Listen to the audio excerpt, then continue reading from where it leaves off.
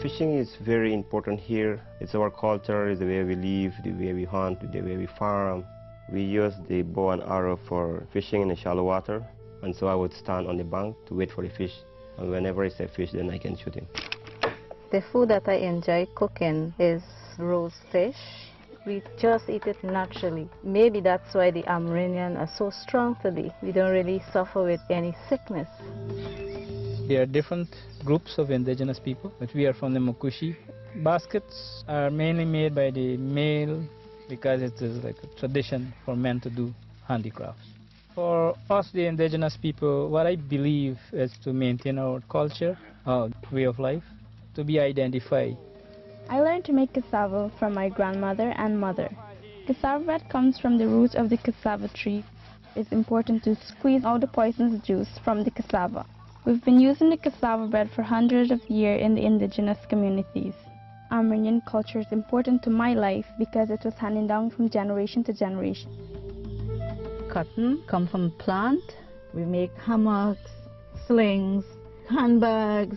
We make the clothing. We live this natural and a communal life because it brings that strength. It brings perfect togetherness. This is wonderful.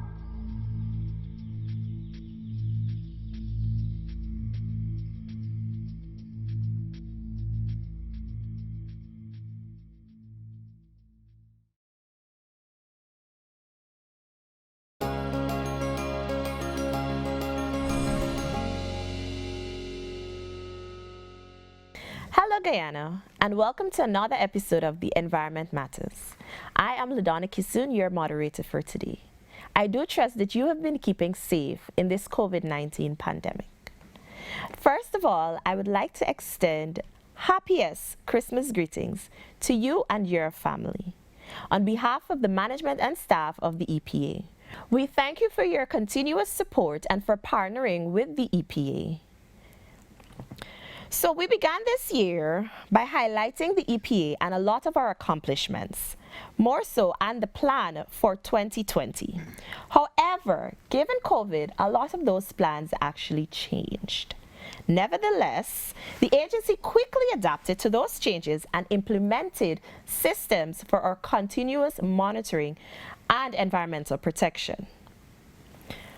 So today, joining me in studio, I have 3 of my colleagues and officers of the agency. So they're here to discuss with you a topic that I'm sure you'll all be interested in hearing about, and that is oil and gas. So I'll ask each one of them to introduce themselves to you. And we will start with Mr. Joel Gravesande, who is also the head of the oil and gas section at the EPA. So Joel, welcome. I'm Joel Gravesande, as you said already, head of the oil and gas unit at EPA. I've been in the current position for the past 18 months, more or less. How do you find it so far?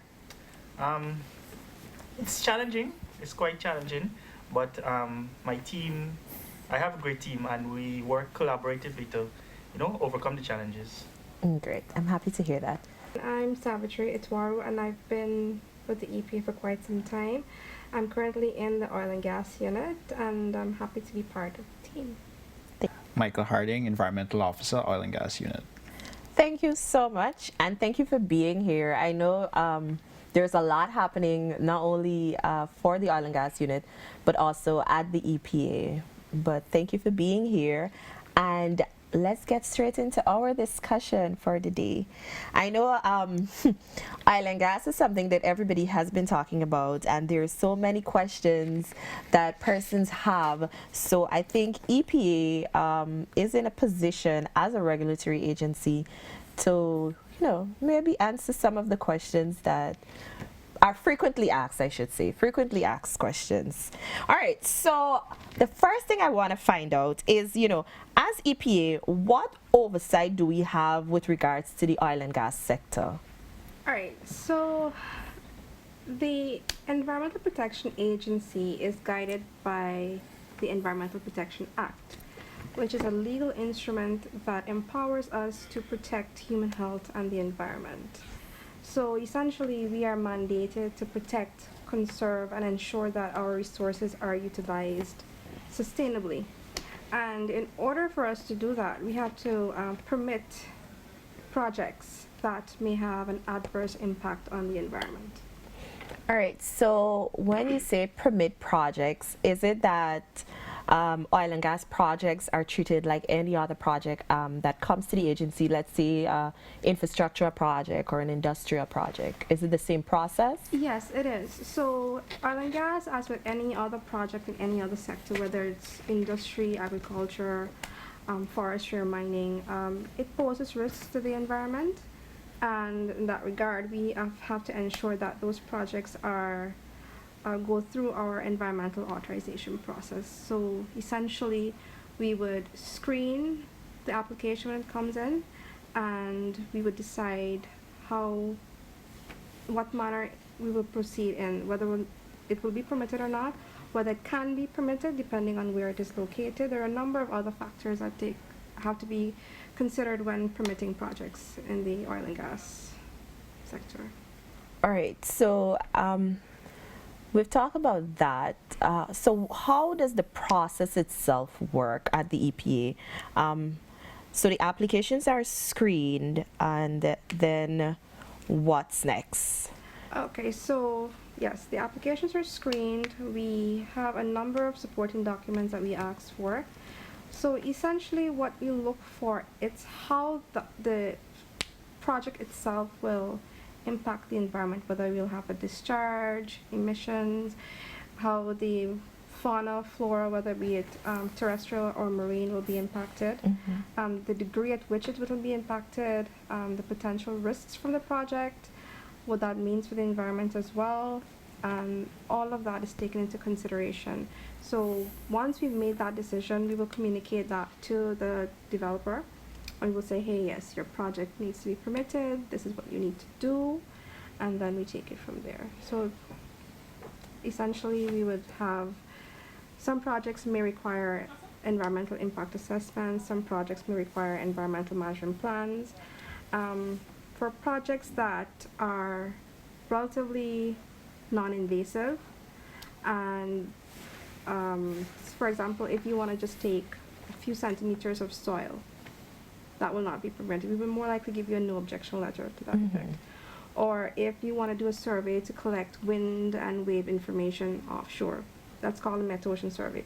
Those types of surveys, projects do not need an environmental permit because, environmental authorization, because won't have any sort of impact to the environment. Okay, great. So after you guys would have, taken the process as it is, and you develop that permit, what more so is the reason for that permit?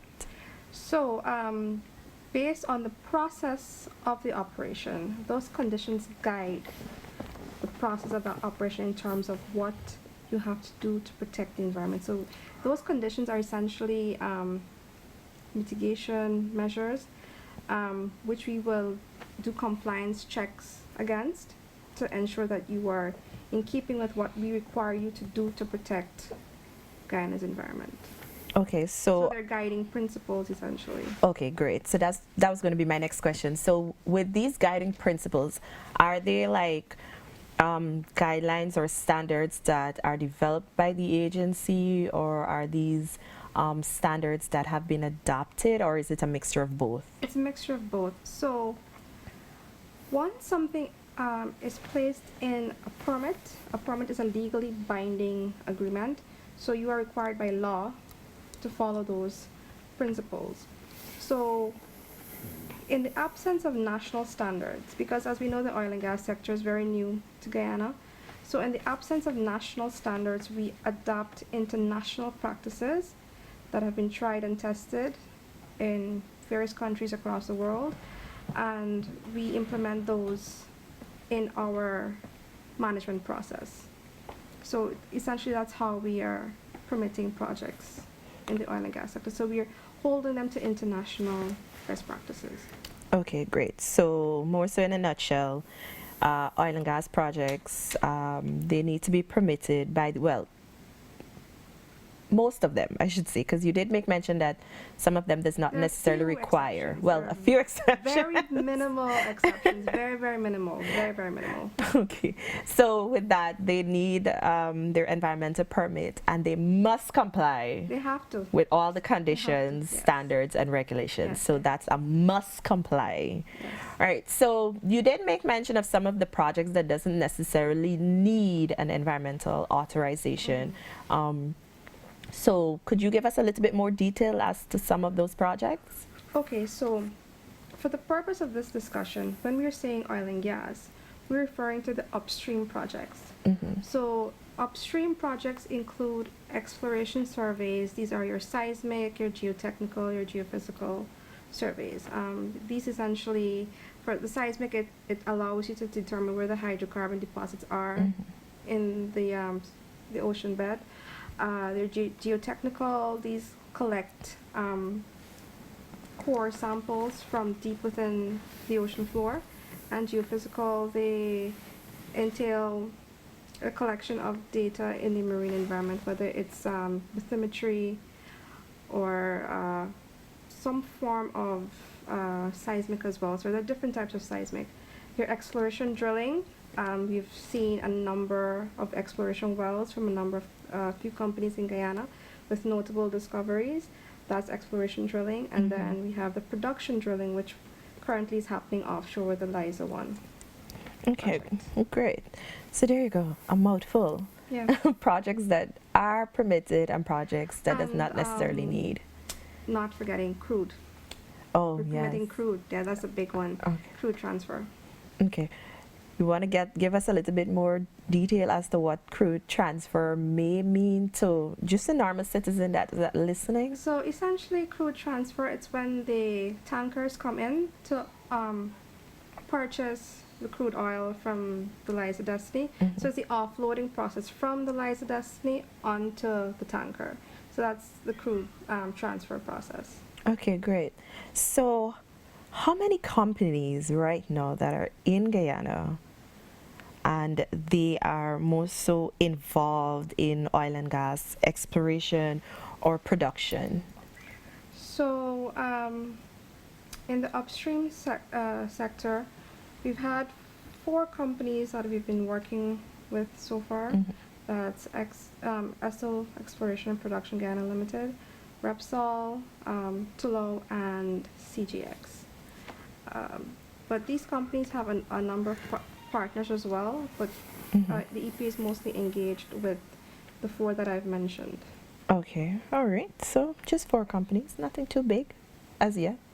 But we're going places. You're going places. We're yes. going places. You're going places very, very fast. Okay, well, that's a good thing for Guyana.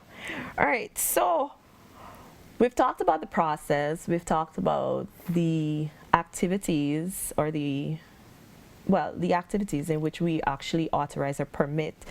But what we should actually ask is, how does someone even obtain a permit under the oil and gas regulation or for oil and gas operations in general?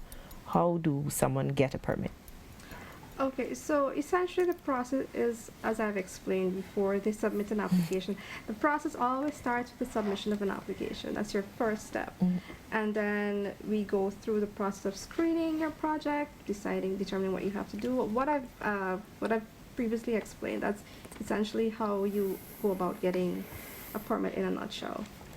Okay, so it's the same process, It's the same submission process. of documents, same thing. screening the application, and then we decide on what's the next step. Yes. All right, so in that decision, I know a lot of projects at the EPA, and I think you spoke a little bit to this, for like projects that would require an EIA or an EMP. So do oil and gas projects require an EIA or an EMP? Yes, both. Okay. Both. All right, so that's one good thing that Yeah. we can definitely just let you know. Oil and gas projects at the EPA are within that frame to have to do an EMP or an EIA, or in some cases, both of them. Okay, so my next question is, now with oil and gas projects, what is like the lifetime or lifespan for permit? And if we can, what are some like typical conditions? Not, though we don't need to get into details, but what are some of the conditions that the EPA usually put into these permits so that we can ensure environmental and human health protection? Okay, so our regulations allow for a permit to be issued for a maximum of 5 years, but developers have that choice to take it either 1 year, 2 years, 3 years, but no more than 5 years. After which, when the permit expires, they will have to submit an application to renew and continue the process if they so choose to do. So Joel, let's hear from you. Just give us a little bit of insight as to what are some of the conditions that would find its way into an environmental permit. As Savitri would have mentioned, we take into consideration international best practices, international standards, and this sort of stuff.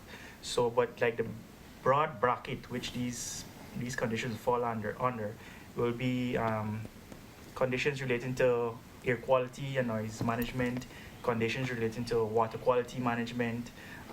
They will need to have emergency management, conditions relating to liabilities and pollution damage, conditions relating to all sort of things that we think would be necessary to comprehensively manage the offshore environment. Okay. Michael, do you have anything to add? And not much to say. I mean, like, there's sulfur radiation, but one of the biggest things that we would have accomplished recently would be the liability portion. It was something that we've been back and forth with developers / operators for a very long time. And it's safe to say that we're comfortable at the moment in terms of liability.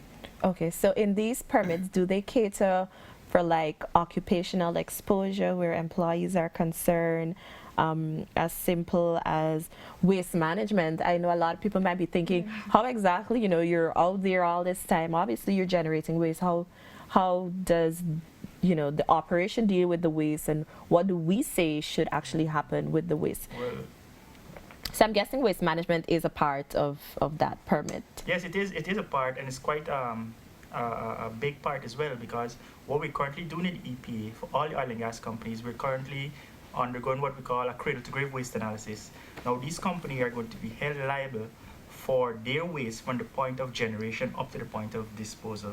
That means that when it's treated offshore, onshore, they have to make sure that there's a waste, the waste streams are properly documented. There's a waste acceptance criteria here onshore to meet what's the constituents of the waste, so the waste can be treated properly. And the same goes for disposal. The waste needs to be disposed in an environmentally sound manner and a location that is approved by EPA. And the company is being held responsible for doing that from cradle to grave, from the point of generation to the point of disposal. Great.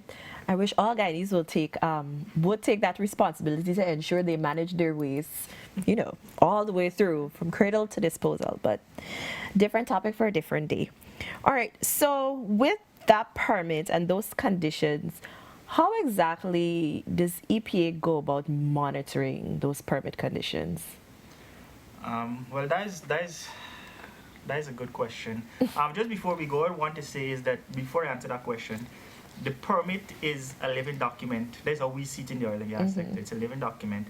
As I said, we take sections from international best practices, so the permit is constantly being changed, and as it grows with us as we change and we see the need to add certain things to the permit. We incorporate them and hold the company accountable. Now, as it relates to monitoring, we have quite a few mechanisms in place to monitor offshore. We rely on what we call self-monitoring reports, whereby the company in the permit, it would say that the company would have to submit certain reports, whether it be water quality, they do water quality testing, and they submit that report, and then they submit to us, and we would vet it. That's one type, the self-monitoring. And then we also have the on-site inspections, compliance inspections, whereby one of the officers from the EPA will go to the vessel, go to the drill ship or the FPSO and conduct a compliance inspection based on the requirements of the permit. Okay, so that's interesting. So how exactly do you guys get out there, and what are some of the preparations that you as officers would have to make in order to get onto the oil rig? I know, a lot of people are interested to know what actually happens out there. So as officers of the agency, what are some of the things that you need to do to prepare yourself to go out? Well, you'll be surprised. Firstly, let me just say that based on the Environmental Protection Act, EPA has untethered access to offshore, right? We don't need to tell the developer when we're going or why we're going. Based on the act, we could go at any time. But with that said, we would still need to have some specialized training. All of us are trained in tropical helicopter underwater escape training, the TUET, we're TUET certified. That's a training that you will go to Trinidad and obtain that certification. There's certain other aspects of it, which will include first aid training and survival swimming to get offshore. But that's basically the main requirements to go in offshore. Okay. Sounds exciting. It is. How was that? How was your experience in the training? The training. I see everybody here has a smile on their face. So it was a good training, or It was kind of intensive, especially if you're not, comfortable in water.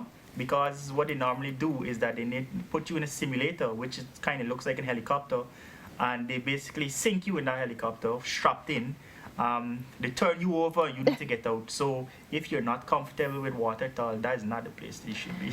Well, kudos to each one of you for actually doing the training. But I guess how I'm thinking about it is that in order to get out there, these are the things that you need to do. And, it's a clear indication to us as Guyanese and to, the world at large is that you have to prepare yourself for anything. It's mental preparation. Yes, you have to prepare yourself for anything. So congratulations to each one of you, and congratulations to, EPA for ensuring that we equip our officers with that skill set to be able to go out there and monitor. All right, so do we monitor all oil and gas permitted projects? Yes, we do. As I said earlier, the Act empowers us to have untethered access to any location at any time. So we would monitor all projects, all the permit requirements. Okay, so we've been doing a lot. Yes, we have.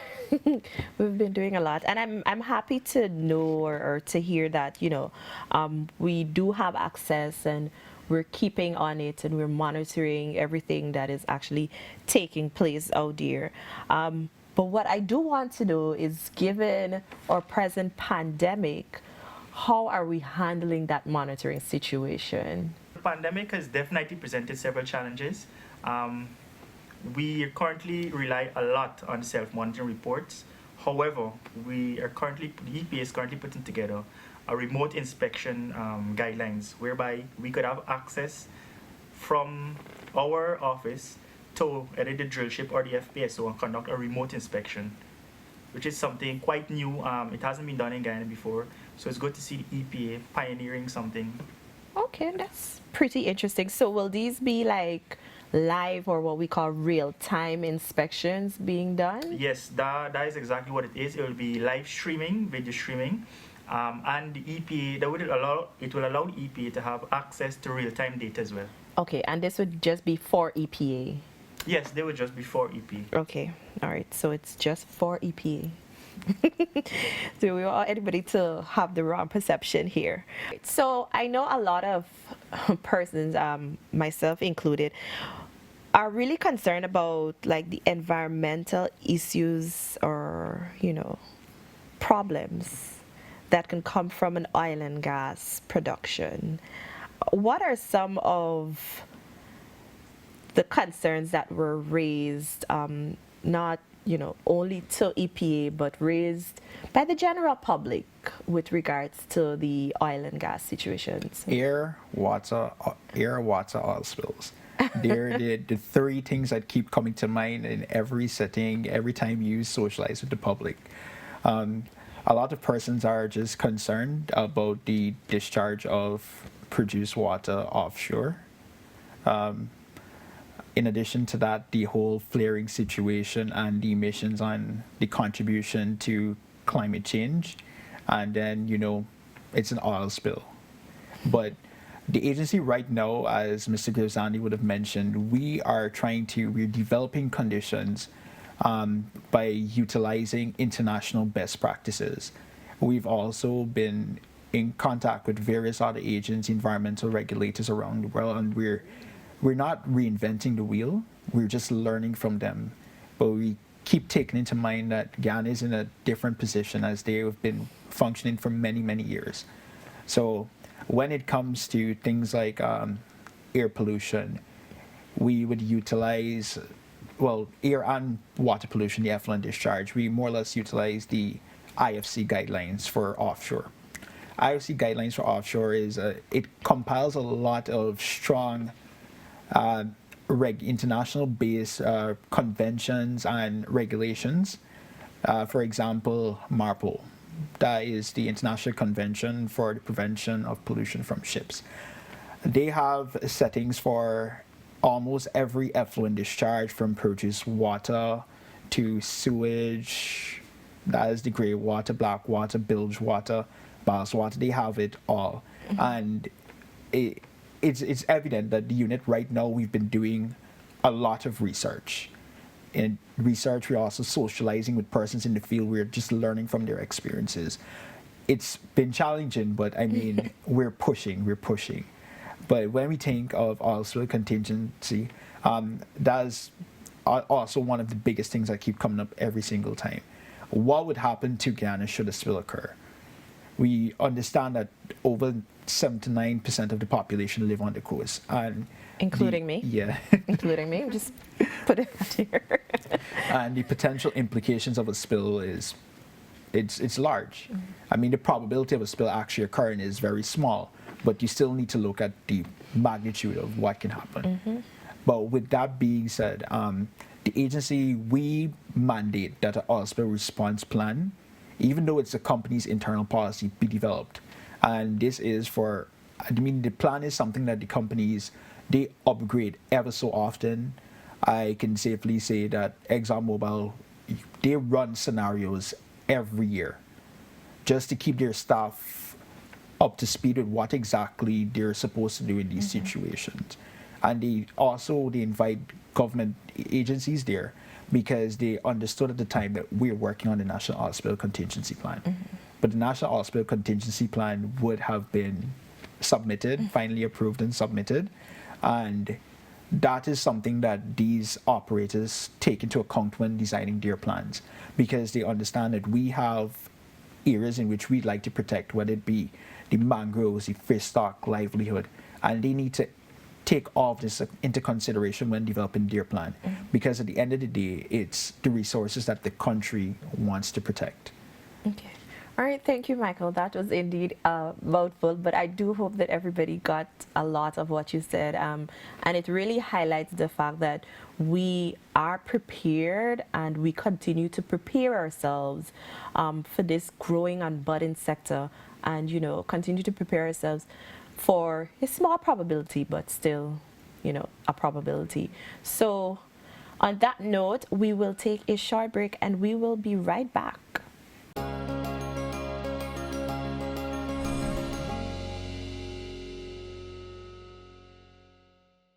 At the Environmental Protection Agency, we believe that the environment is everybody's business.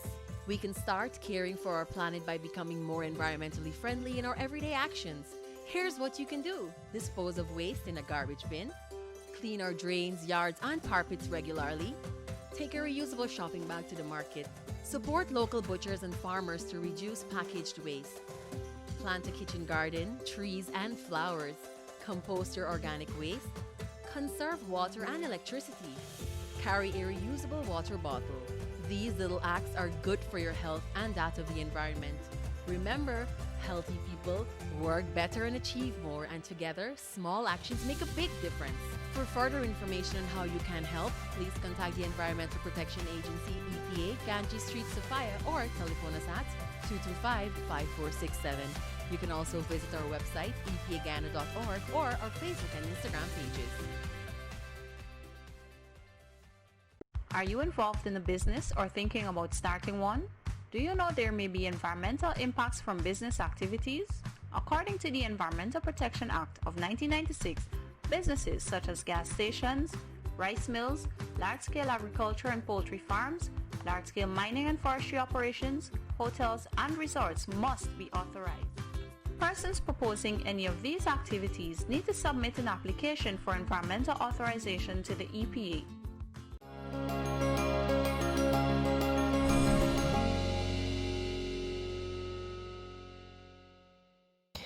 Hello there and welcome back to the Environment Matters. Again, I am your moderator, Ladonna Kissoon, and I have been having very interesting conversations with our guests today. And they are Mr. Joel Gravesande, who is the head of the oil and gas section at the EPA, Ms. Savitri Itwaru, and Mr. Michael Hardin. So just before we went on our break, we were having a discussion with regards to oil spills and some of the systems that the agency have in place as the regulatory body to handle these environmental concerns.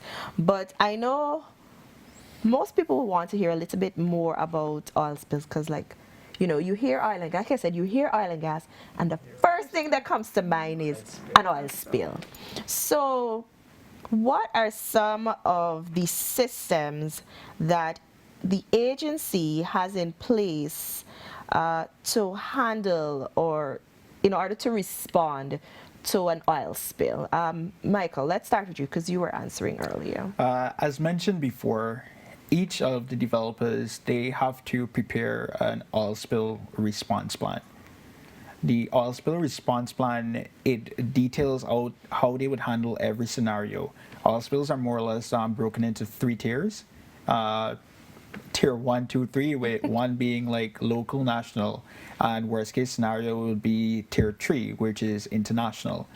In developing the oil spill response plan, these companies have access to global stockpiles of dispersants. They have access to bring personnel in, specialized personnel to deal with the situation within 24 hours. That is covering logistics and everything else. In addition to that, the cap and stack, getting a cap and stack in country within 5 days. Those are just some of the key things we look for when dealing with, when reviewing like the company's oil spill response plan. And also making sure that they address the worst case scenario. Because if you can hit the worst, you can hit the best. Mm-hmm. True. All right. So with regards to this oil spill plan, we've been hearing about it. You've been talking a little bit to it. But so when we talk about a plan. So there's, you know, something happens, you do this. So what is in this plan? What do we do? What if there is an oil spill? How does EPA respond? How do you guys respond to it? The agency's role would more or less kick in with the National Oil Spill Contingency Plan. That is when the Tier 2 hits. Tier 2 would be more of like a national/regional based incident. National Oil Spill Contingency Plan that is executed or it's coordinated by the Civil Defense Commission. But the agency we have a very big role to play, especially in determining how clean is clean. We move from supporting in the authorization of specific dispersants to be used offshore, to the cleanup plans, the waste management plans. We're almost in everything, as the implications are more or less hitting the environment per se. All right, so you made mention of CDC, so I'm guessing CDC is just one of the agencies or the entities that our agency works along with. Who would be some of the other agencies or, if possible, NGOs that we work along with regards to the oil and gas sector, or generally in projects at large? Because there's no differentiation, as Savitri mentioned earlier, with the EPA and its regulatory process. I mean, NGOs, they play a very important part, especially in the review of the EIAs. And sometimes we reach out to for the support in reviewing the EMPs. NGOs such as WWF, Conservation International, and the Ghana Marine Conservation Society.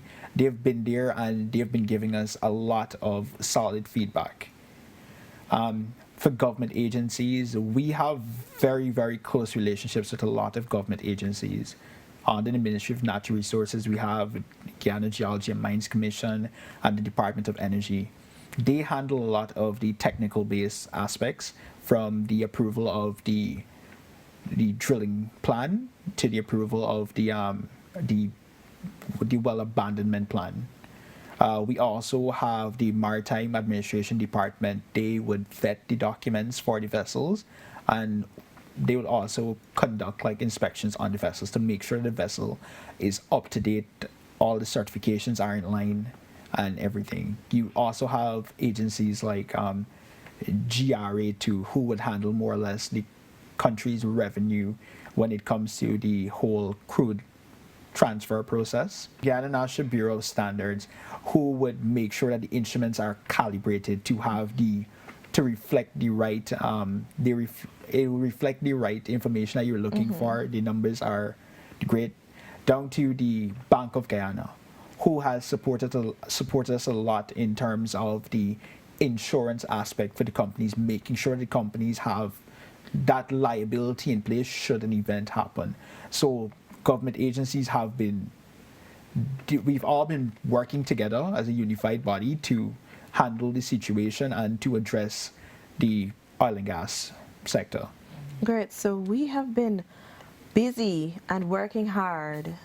So that's a good thing. And I really like to know the fact that we have not only been working with, government agencies, but we've also been working in collaboration with NGOs. So that's good. All right. So with all these different agencies, I know everybody has their own regulation or their own guidelines or laws that they're governed by. But I know EPA is governed by our Environmental Protection Act, Chapter 2005. And what are some of the things that the agency is presently doing to strengthen our legal framework to deal with this not so new anymore, but gradually growing sector? I mean, we understand that we do not have like a lot of regulations or laws in place to handle exploration and production. As you would have mentioned, it's a new field. So in the interim, what the agency have been doing, we've been using adapting international best practices. Because as Mr. Gravesande and Mr. Itwaru would have mentioned before, the permit is a legally binding document. So what we can do is make sure we keep these permit conditions as stringent as possible, as to make sure that the companies they're handling the situations that we want them to handle in the manner that we want them to handle it. So like the World Bank standards, the MARPOL standards, the Convention for Ballast Water, we would pull and extract like the limits within these various documents, because these limits are globally recognized documents, globally recognized limits. And various persons would have pitched in as international agencies in developing these standards. And these standards are constantly being revised and revamped to protect the environment and keep things as tight as possible, because we all understand the environmental implications oil and gas can pose for the country. So right now, it's just a lot of research and development and compilation, as we also aim to get regulations in the future.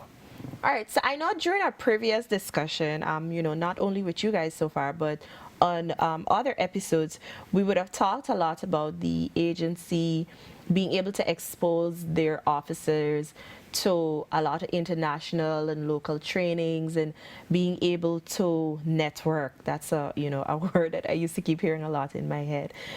Able to network. So I want each one of you to actually share with our listeners some of the trainings that you guys were exposed to, and all the international organizations and entities that we would have worked along with. So I'll start with Joel. All right, over the past few months, we've had quite a few of international meetings and experiences, both internationally and locally.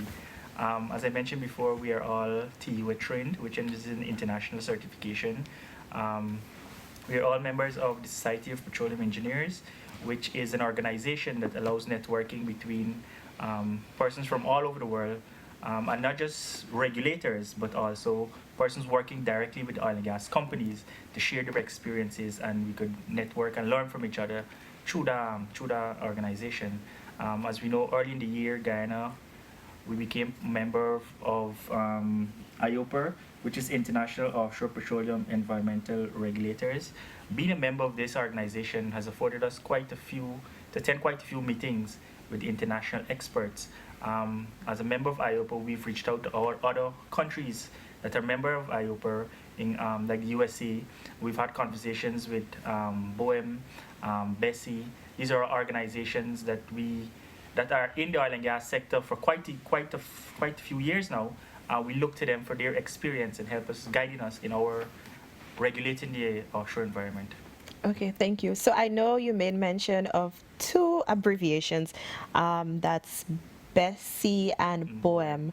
So could maybe Savitri and Michael tell us what either one actually mean? So BOEM stands for the Bureau of Ocean and Energy Management, and BESI stands for the Bureau of Safety and Environmental Enforcement.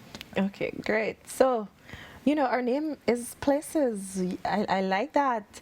I actually had the opportunity to visit the website of IOPA, and this was in previous conversations that I had with some of our administrative members from the EPA, and I was so, elated to see Guyana's flag among, these really, higher in terms of status countries, and I'm like, yes, I love to see that flag. And not because I'm Guyanese I'm saying this, but I do believe that we have like one of the best flags there is out there. I just think it's bright and vibrant. It has all these colors, so it's really nice to know that we're putting ourselves out there and we're able to network and get international organizations to work along with us, so that we're able to not only better ourselves as an agency and as an officer, but also able to use that and better our country at large. So we heard from Joel. So Savitri, tell me some of what you have been exposed to as an officer. So, and for me, in 2018, I was given an opportunity to have a 3-week internship in Mexico at the Agency for Safety, Environment, and Energy, which is ASEA. And that agency is responsible for managing the petroleum sector in Mexico. So it's both upstream, which is what we're currently dealing with, midstream, which is like your refineries, and downstream, which is like your gas stations. So within that 3 weeks, I was given an overview of the company, how they've managed to promote environmental safeguards within the sector, how they were able to develop some of their guidelines and best practices, how they undertake compliance, what trainings they go through to go offshore, and some of their network systems that they have in place.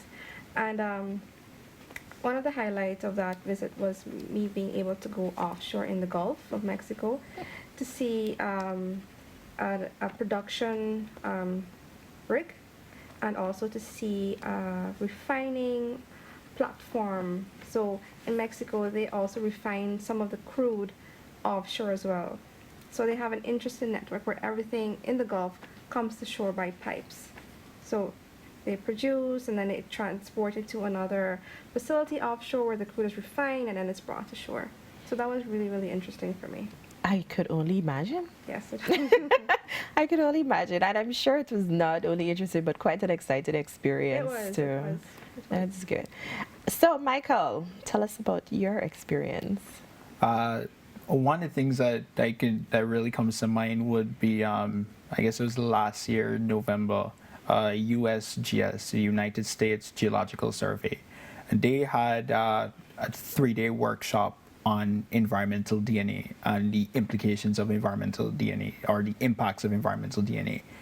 And that just really, it just stuck with me. It's just like the use of remnants within the environment or anything, well, anything left behind, whether it be from an animal or a plant, and you can track what exactly was in that environment, how long it's been there, periodic trends. It's just quite interesting. And a lot of agencies right now, environmental regulators, seem to use that because you can't see it doesn't mean it's not there. That's the approach that they're starting to use. And I'm sure the agency would be running somewhere along these lines within the future.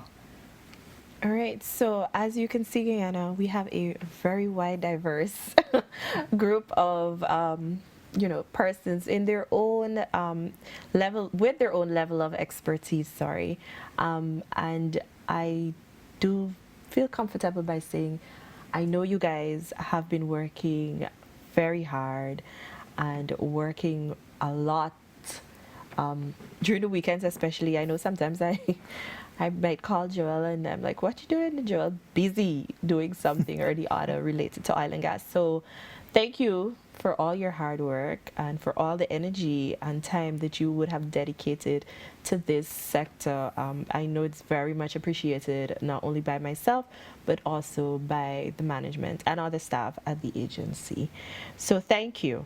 All right, so sometimes persons call and they're like, oh, we want this bit of information, where can we find it?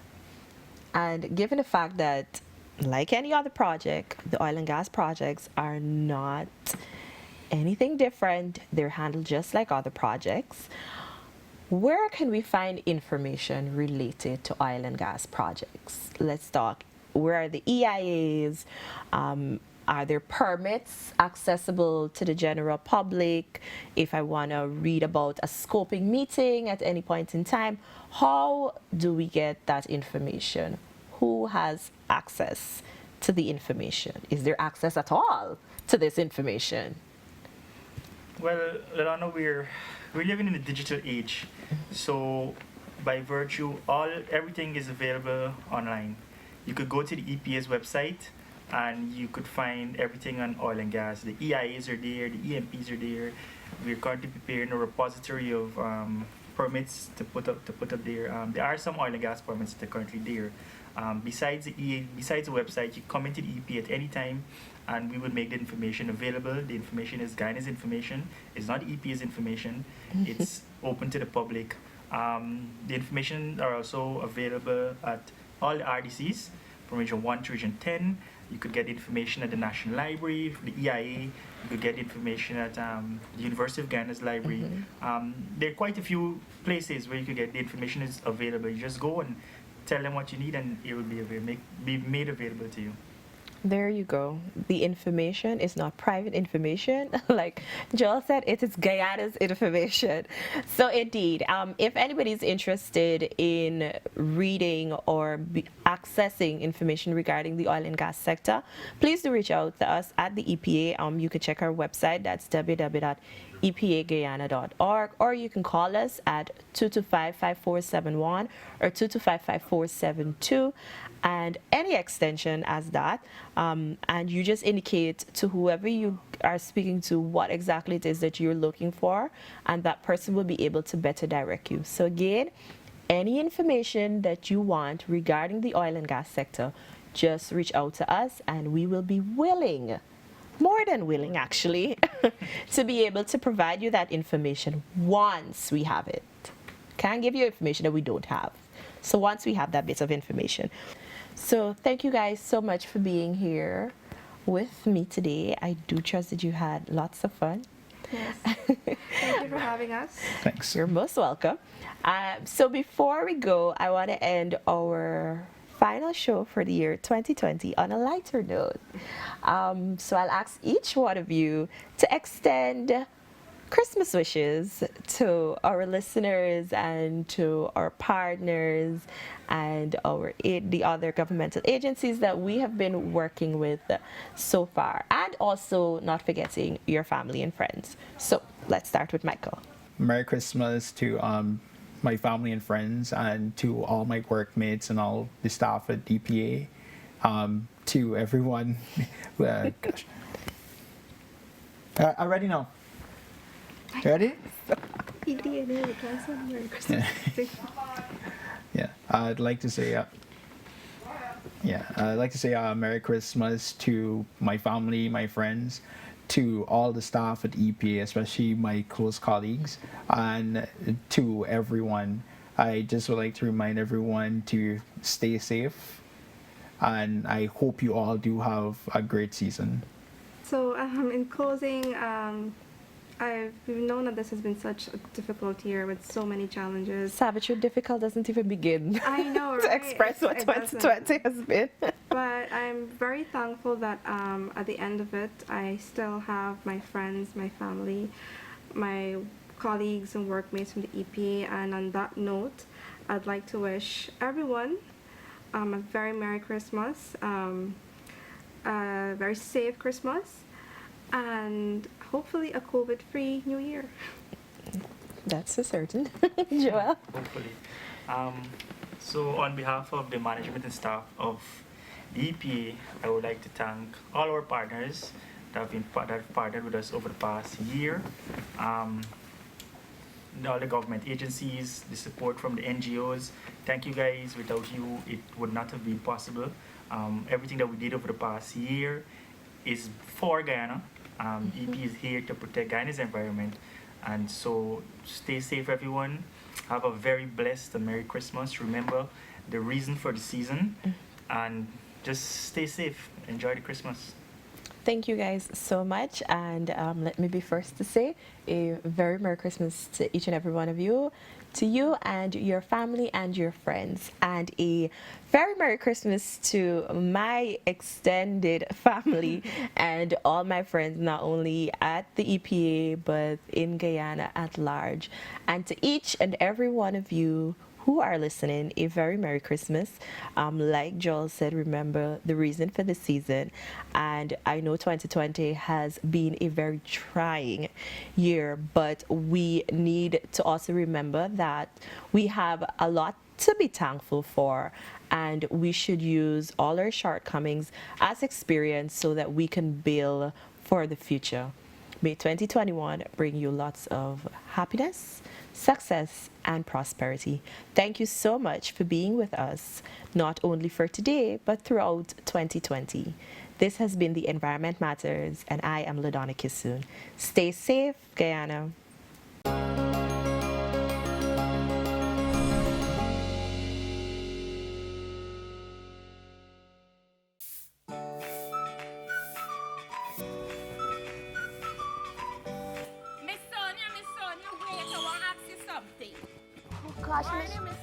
Morning, Miss Cheryl. I'm late for work.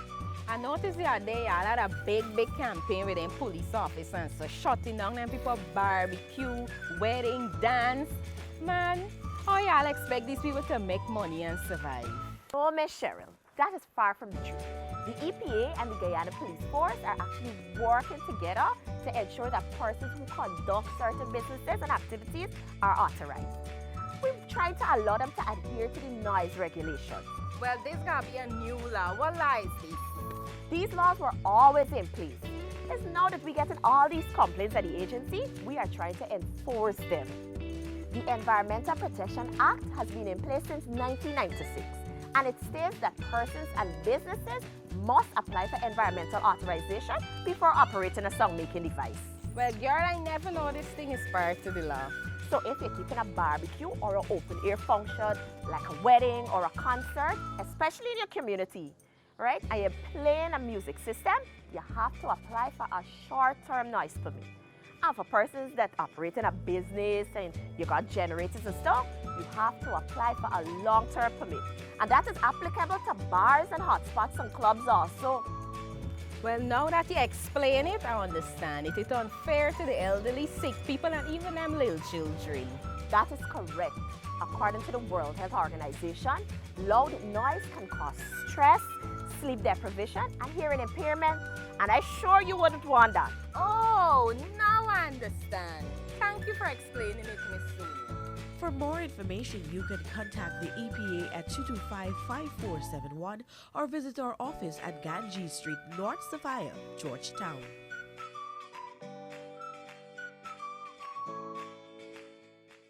At the Environmental Protection Agency, we believe that the environment is everybody's business.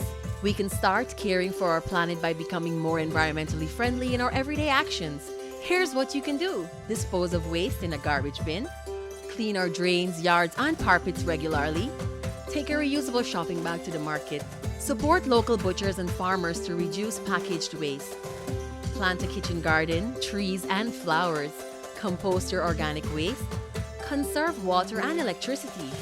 Carry a reusable water bottle.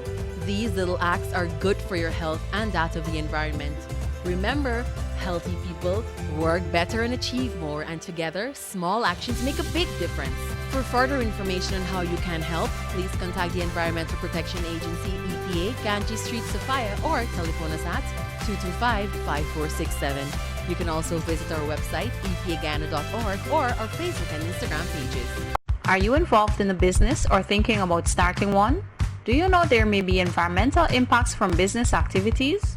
According to the Environmental Protection Act of 1996, businesses such as gas stations, rice mills, large-scale agriculture and poultry farms, large-scale mining and forestry operations, hotels, and resorts must be authorized. Persons proposing any of these activities need to submit an application for environmental authorization to the EPA.